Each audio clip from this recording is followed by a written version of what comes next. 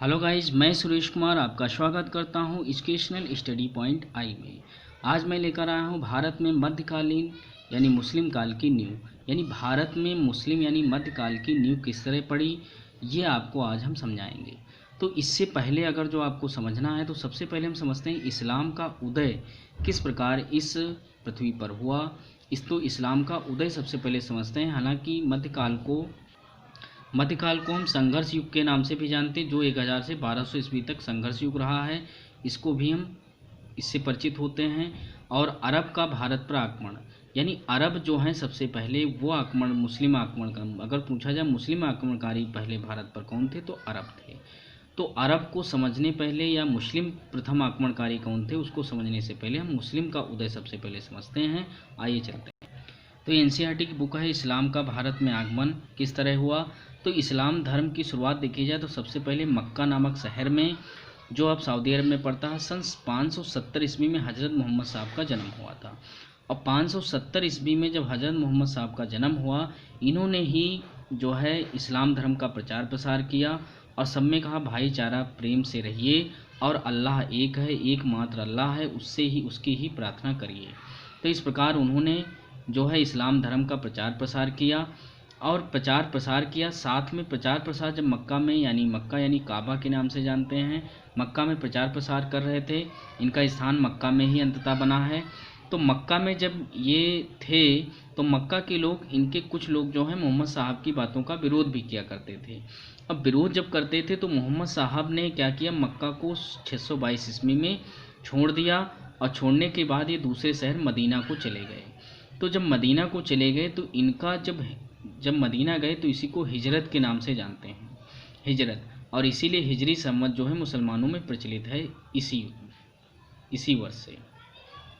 तो इसी समय से मुसलमानों का हिजरी सम्मत प्रारंभ होता है, यानी 622 ईस्वी से।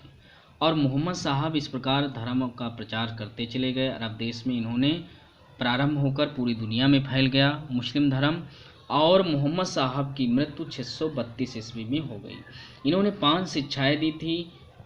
कि कलमा, नमाज, रोज़ा, ज़कात, हज। कलमा का मतलब होता है अल्लाह एक है, मोहम्मद साहब उसके पैगंबर हैं। नमाज का अर्थ होता है प्रतिदिन 5 बार नमाज अदा करना जरूरी होता है। और रोज़ा का होता है रमज़ान के महीने में पवित्र जो है रोज़ा यानी व्रत रखा जाता है मुस्लिम के द्वारा, जो मुस्लिम धर्म के अनुयायी हैं। और ज़कात का मतलब होता है आपने जितनी भी आय की है उसका 40वां हिस्सा जो है गरीबों को आप दान अवश्य करिए। और अपने जीवन काल में एक बार हज जाना जरूरी होता है। तो ये 5 चीज़ें उन्होंने कलमा, नमाज, रोज़ा, ज़कात, हज के नाम से जाना जाता है। और मोहम्मद साहब का जब देहावसान 632 ईस्वी में हुआ, उसके बाद अरब में खलीफाओं का प्रभुत्व स्थापित हो गया।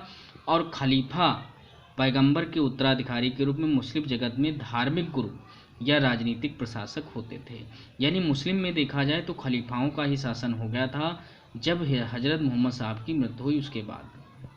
तो अब हम चलते हैं। आपने देखा कि किस प्रकार अरब में मुस्लिम का उदय हुआ और अरबों ने ही जब भारत पर आक्रमण किया तो यहाँ भारत में भी इस्लाम का उदय हुआ।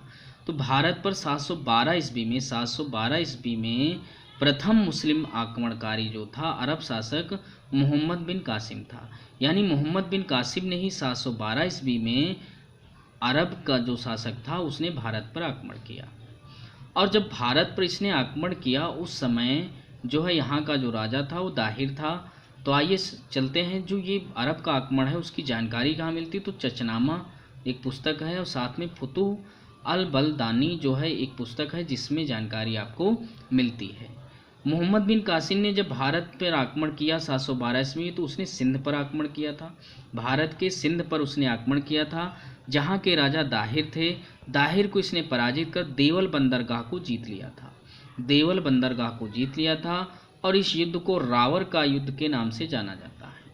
यानी मोहम्मद बिन कासिम ने जब 712 ईस्वी में सिंध पर आक्रमण किया तो वहाँ का राजा दाहिर था, उसने देवल बंदरगाह को जीत लिया और दाहिर को पराजित कर दिया। इस युद्ध को रावर का युद्ध के नाम से जाना जाता है। अब सिंध के क्षेत्र में जो मोहम्मद बिन कासिम था, इसने सबसे पहले सिंध के क्षेत्र में जजिया कर भी लगाया था। अब जजिया कर क्या होता है? जजिया कर जो गैर मुस्लिम होते हैं उन पे जो कर लगाया जाता है उसी को हम जजिया कर के नाम से जानते हैं। और साथ में इसने मुद्रा दिरहम नामक सिक्का भी चलाया था। यानी सिंध में देखा जाए तो दिरहम नाकर सिक्का भी चलाया और साथ में जजिया कर भी लगाया था, किस पर? सिंध वासियों पर। अब अरबों ने सिंध क्षेत्र में खजूर की खेती तथा ऊंट का पालन भी शुरू किया था। खजूर की खेती और ऊंट का पालन भी इसने शुरू किया। और अरबों ने देखा जाए तो पंचतंत्र और ब्रह्म सिद्धांत पुस्तकों को भी अरबी में अनुवाद कराया था। तो पंचतंत्र जो पुस्तक थी उसको कलीला व दिमना के नाम से अरबी में अनुवाद कराया, जबकि ब्रह्म सिद्धांत का जो है इब्न उल साहिब के नाम से इसका अनुवाद कराया था। उसके बाद अब आपने जाना कि सबसे पहले कौन से भारत पर आक्रमण करने वाले कौन से मुस्लिम पहले थे, तो आप कहेंगे मोहम्मद बिन कासिम। कब किया था? 712 ईस्वी में। कहाँ किया था? सिंध क्षेत्र में। उस समय राजा कौन था? तो दाहिर। और उसने किस युद्ध में पराजित हुआ था दाहिर? तो आप कहेंगे रावर के युद्ध में। उसने पूछा जाए भारत में सबसे पहले जजिया कर कहाँ पर लगा, तो आप कहेंगे सिंध क्षेत्र में सबसे पहले जजिया कर लगा था। तो जब अरब आक्रमण हो गया तो अरबों के बाद दूसरे अगर जो मुस्लिम आक्रमणकारी थे वो तुर्क थे। तो तुर्कों का दूसरा आक्रमण था। सबसे पहले मुस्लिम आक्रमणकारी अरब थे, दूसरे मुस्लिमकारी तुर्क थे। अगर देखा जाए भारत पर विदेशियों का आक्रमण पूछा जाए तो डेरियस का था, ये आपका ईरानी था। और अगर जो पूछा जाए उसके बाद विदेशी आक्रमण देखा जाए तो किसका था? तो यूनानियों का था, जिसमें मेसिडोनिया शहर का रहने वाला सिकंदर, जिसे हम अलेक्जेंडर के नाम से जानते हैं, जिसने पंजाब क्षेत्र पर आक्रमण किया था, वहाँ का राजा पुरु था। तो इस प्रकार आपने देखा ये ईसा पूर्व में हुए थे। 326 ईसा पूर्व में लगभग सिकंदर ने आक्रमण किया था, 24 से 26 तक। अब तुर्कों का आक्रमण देखते हैं, यानी मुस्लिम आक्रमणकारों में सबसे पहले अरब हो गए, दूसरे हो जाएंगे तुर्कों का भारत पर आक्रमण। अब तुर्कों का भारत पर आक्रमण कैसे हुआ? तो भारत पर अगर देखा जाए सबसे पहले प्रथम तुर्क आक्रमणकारी सुबुतगीन था, और सुबुतगीन ने ही सबसे पहले भारत पर आक्रमण किया। सुबुतगीन ही प्रथम तुर्क आक्रमणकारी था जो गजनी का एक शासक था, यानी गजनी का ये शासक था सुबुतगीन। और गजनी कहाँ पड़ता है? ये अफगान में पड़ता, अफगानिस्तान में। तो गजनी का ये शासक था सुबुतगीन, इसने ही सबसे पहले भारत पर आक्रमण किया। यदि पूछा जाए प्रथम मुस्लिम अरब शासक कौन था, तो आप कहेंगे मोहम्मद बिन कासिम। अगर जो पूछा जाए प्रथम तुर्क शासक कौन था मुस्लिम, तो आप कहेंगे सुबुतगीन।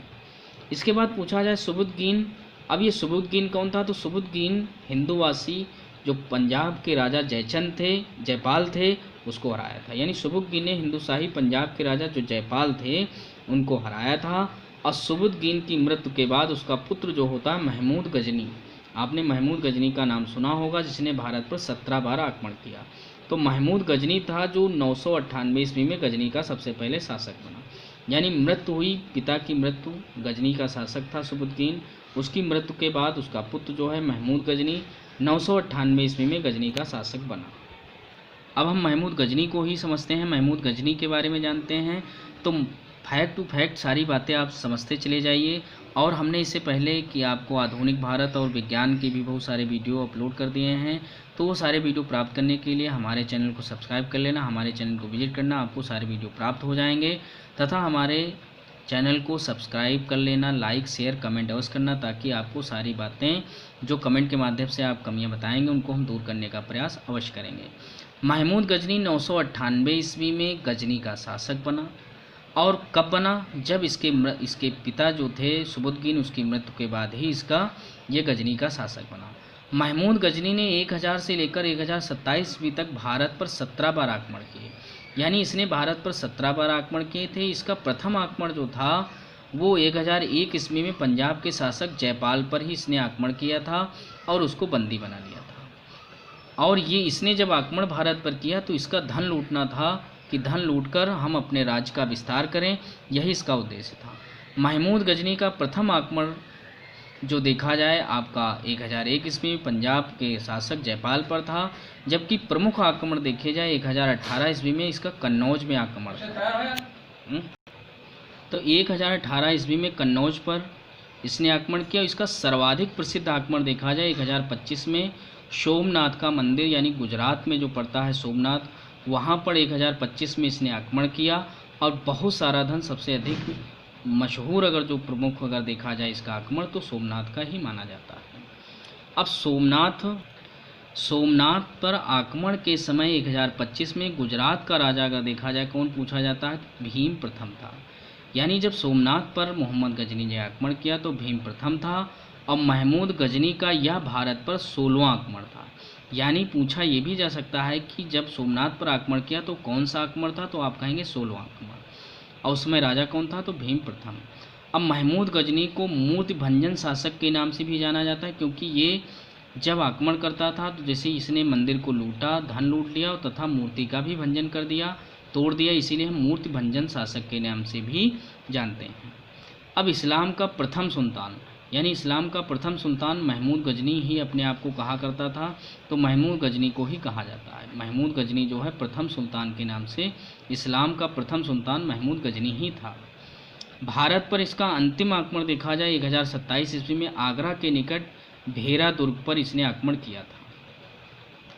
कुछ और समझते हैं। महमूद गजनी के साथ अरबी लेखक अलबरूनी भी भारत में आया था, और अलबरूनी ने क्या किया, किताब उल हिंद यानी तहक़ीक़ हिंद नामक पुस्तक लिखी, जिसमें भारत इतिहास का वर्णन मिलता है। तो इस प्रकार ये किताब उल हिंद किसने लिखी, अलबरूनी। ये कई बार प्रश्न पूछा गया। महमूद गजनी के दरबारी कवि देखे जाएं तो दरबारियों में अलबरूनी, फिरदौसी और उल्बी थे। अलबरूनी ने क्या किया, किताब उल हिंद लिखी थी, किताब उल हिंद, जबकि फिरदौसी ने शाहनामा लिखा, उल्बी ने किताब उल यामनी लिखी थी। तो इस प्रकार आप इसके दरबारी कवि थे, जबकि अलबरूनी भारत में भी आया था और इसने किताब उल हिंद लिखी थी। तो महमूद गजनी था। इसके प्रमुख सेनापति की बात की जाए तो तिलक और सेवत राय थे, दो इसके प्रमुख सेनापति भी पूछे जाते हैं। तो इतना आपका तुर्क शासकों में आपको अच्छी तरीके से समझ में आ जाना चाहिए। सुबुद्दीन प्रथम आक्रमणकारी था तुर्क में, और दूसरा आक्रमणकारी महमूद गजनी था। इसके बाद देखा जाए तीसरा आक्रमणकारी तुर्क जो था मोहम्मद गौरी था। मोहम्मद गौरी का वास्तविक नाम शहाबुद्दीन मोहम्मद गौरी था। 1173 ईस्वी में मोहम्मद गौरी जो है गजनी के सिंहासन पर बैठा, यानी 1173 में इसने गजनी के सिंहासन पर बैठा, और मोहम्मद गौरी ने ही भारत पर प्रथम आक्रमण 1175 ईस्वी में मुल्तान पर, यानी मोहम्मद गौरी का प्रथम आक्रमण जब पूछा जाए कि भारत पर आक्रमण कहाँ किया था, तो मुल्तान पर किया था, और वहाँ का राजा था फतेह दामन, तो फतेह दामन था। और दूसरा आक्रमण इसने, तो मोहम्मद गौरी का भारत पर दूसरा आक्रमण देखा जाए 1175 ईस्वी में ही गुजरात पर इसने किया था। सबसे पहला मुल्तान में, दूसरा इसने गुजरात में किया 1175 में। लेकिन जब दूसरा आक्रमण इसने किया इसमें इसकी पराजय हुई। तो उस समय गुजरात का राजा भीम द्वितीय यानी मूलराज द्वितीय था, जिसने मोहम्मद गौरी को पराजित कर दिया और इसे बंदी बना लिया, लेकिन तो बाद में इसको छोड़ देता है, और यह इसकी प्रथम पराजय थी। यानी मोहम्मद गौरी की ये प्रथम पराजय थी कहाँ पर, गुजरात में। तो गुजरात में ये भीम द्वितीय यानी मूलराज द्वितीय के द्वारा ये युद्ध को हारता है। इस प्रकार देखा जाए भारत में इसकी पहली पराजय कहाँ थी, भीम द्वितीय यानी मूलराज द्वितीय के साथ। इसने क्या किया, अजमेर में। अब यहाँ पर थोड़ा और समझना इसलिए है क्योंकि पृथ्वीराज चौहान जब राजपूत आपको पढ़ाएंगे तो उसमें विस्तृत रूप से बताएंगे, लेकिन थोड़ा पृथ्वीराज के बारे में यानी अजमेर के बारे में जानना जरूरी है। तो अजमेर और दिल्ली जो है इनके अंडर में ही आता था। तो अजमेर में 1178 ईस्वी में पृथ्वीराज तृतीय जो थे, पृथ्वीराज चौहान के नाम से जाने जाते हैं, सिंहासन पर बैठे। अब पृथ्वीराज तृतीय ने ही महोबा की जो लड़ाई हुई थी उसमें चंदेल शासकों को पराजित किया था। जो चंदेल शासक थे उनको पराजित किया, और इसी लड़ाई में महोबा की रक्षा करते हुए आल्हा उदल वीरगति को प्राप्त हुए। आल्हा उदल का आपने नाम सुना होगा, जो आप बुंदेलखंड में देखा होगा, आल्हा उदल के नाम से लोकगीत गाया जाता है। तो ये चंदेलों शासकों के साथ लड़े थे, और पृथ्वीराज चौहान जो महोबा की लड़ाई हुई उसमें ये पराजित हुए और वीरगति को प्राप्त हुए थे। अब चलते हैं, यहाँ पर हमने मोहम्मद गौरी को पहले जान लिया है, फिर हमने पृथ्वीराज चौहान को भी जान लिया, अजमेर यानी दिल्ली के शासक थे। तो यहाँ पर तराइन का प्रथम युद्ध 1191 ईस्वी में होता है। तराइन का प्रथम युद्ध 1191 ईस्वी में पृथ्वीराज तृतीय कौन था, पृथ्वीराज चौहान। तो यहाँ भी कई बार प्रश्न पूछा गया, यानी पृथ्वीराज चौहान जो थे वो किस नंबर, कौन से पृथ्वीराज, तो पृथ्वीराज प्रथम, पृथ्वीराज द्वितीय, पृथ्वीराज तृतीय। तो पृथ्वीराज तृतीय जो थे पृथ्वीराज चौहान थे। तथा मोहम्मद गौरी के बीच में पृथ्वीराज तृतीय और मोहम्मद गौरी के बीच में युद्ध हुआ, जिसमें मोहम्मद गौरी पराजित हुआ। मोहम्मद गौरी पराजित होता है और इस युद्ध में पृथ्वीराज चौहान मोहम्मद गौरी को जिंदा ही छोड़ देते हैं। ये मोहम्मद गौरी की भारत में दूसरी पराजय थी, यानी मोहम्मद गौरी की दूसरी पराजय थी, क्योंकि पृथ्वीराज चौहान इसको जिंदा छोड़ देते हैं और कह देते हैं कि दोबारा भारत में आक्रमण मत करना। और इसने हिम्मत नहीं की, लेकिन घर का भेदी लंका ढाए।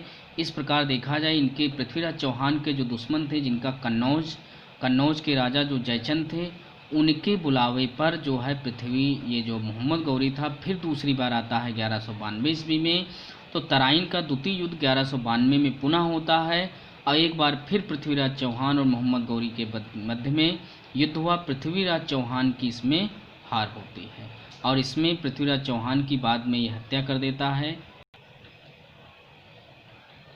मोहम्मद गौरी जो है पृथ्वीराज चौहान की पहले आंखें फोड़ता, फिर हत्या कर देता है, बड़ी ही निर्मम हत्या करता है। इस प्रकार इसको फांसी दे देता है। तो इस प्रकार देखा जाए, तराइन का जो द्वितीय युद्ध हुआ जिसमें पृथ्वीराज चौहान की हार हुई और मोहम्मद गौरी ने भारत में एक साम्राज्य की नींव सी रख दी। तराइन की युद्धों का वर्णन मिनहाज उस सिराज में आपको मिलता है। मिनहाज उस सिराज में मोहम्मद गौरी दिल्ली में मुस्लिम साम्राज्य की नींव डाली और प्रथम तुर्क शासक बना, जिसने भारत में मुस्लिम साम्राज्य का वास्तविक संस्थापक माना जाता है, यानी जिसने भारत पर मुस्लिम साम्राज्य की स्थापना की। इस प्रकार देखा जाए, भारत पर वास्तविक संस्थापक अगर देखा जाए मुस्लिम का, तो मोहम्मद गौरी को ही माना जाता है। अब मोहम्मद गौरी ने 1194 ईस्वी में, यानी यहाँ पर ये आक्रमण करके वापस चला जाता है। 1194 ईस्वी में फिर वापस आता है और चंदावर का युद्ध होता है। चंदावर का युद्ध किसके मध्य में होता है? कन्नौज के राजा जयचंद के और मोहम्मद गौरी के बीच में युद्ध होता है और इसमें मोहम्मद गौरी जीत जाता है, जयचंद पराजित होते हैं। तो इस प्रकार देखा जाए, तराइन का द्वितीय युद्ध और चंदावर का युद्ध, दो युद्ध एक ऐसे युद्ध रहे जिसने राजपूतों की नींव हिला दी और मुस्लिम साम्राज्य की स्थापना भारत में हो गई। अब मोहम्मद गौरी के बहुत सारे आप देखेंगे, इसके गुलाम थे, 4 गुलाम थे, इसका सेनापति था। तो मोहम्मद गौरी ने अंतिम युद्ध भारत पर 1206 ईस्वी में किया था, जिसने खोखरों के विरुद्ध को दमन किया था, विद्रोह को दमन कर दिया। मोहम्मद गौरी को 1206 ईस्वी में वापस चला जाता, वापस जाते समय इसकी मृत्यु हो जाती है। तो यानी 1206 ईस्वी में ही इसका अंतिम भारत पर आक्रमण था और युद्ध था, और साथ में 1206 में ही वापस जाते समय इसकी मृत्यु भी हो गई थी। मोहम्मद गौरी की मृत्यु के बाद उसके गुलाम जो थे कुतुबुद्दीन ऐबक को दिल्ली, यानी जो लाहौर था, ये क्षेत्र जीता हुआ था, उसका शासक बनाइए और भारत का उत्तराधिकारी का पद प्राप्त हो, यानी भारत का उत्तराधिकारी कुतुबुद्दीन ऐबक होता है। तथा मोहम्मद गौरी का जो सेनापति होता है, जिसका नाम होता बख्तियार खिलजी। अब बख्तियार खिलजी ने क्या किया, पूरी भारत को जीतकर नालंदा विक्रमशिला जो विश्वविद्यालय थे, तो नालंदा जो पटना से 40 किलोमीटर दूर जो बना है नालंदा विश्वविद्यालय, उसको इसने खंडित कर दिया, बिल्कुल दमित कर दिया। अब विक्रमशिला को भी तोड़ दिया, बिल्कुल नष्ट कर दिया। और इसी प्रकार इसका दूसरा गुलाम होता है यल्दौज, किसका? मोहम्मद गौरी का। तो यल्दौज जो इसका गुलाम होता है वो गजनी का उत्तराधिकारी बना, वो गजनी का शासक बना।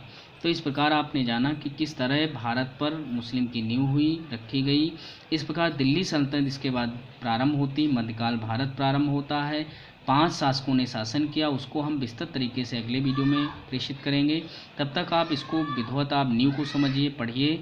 तो इतिहास में मध्यकालीन भारत की शुरुआत होती है, इसमें किस तरह शुरुआत होती, सारी बातें आप अच्छी तरीके से समझ गए होंगे और इसको क्रम से आप पढ़ते रहिए। आगे हम फिर वीडियो लेकर आएंगे, तब तक आपने यहाँ तक वीडियो देखा, आपको धन्यवाद और नमस्कार।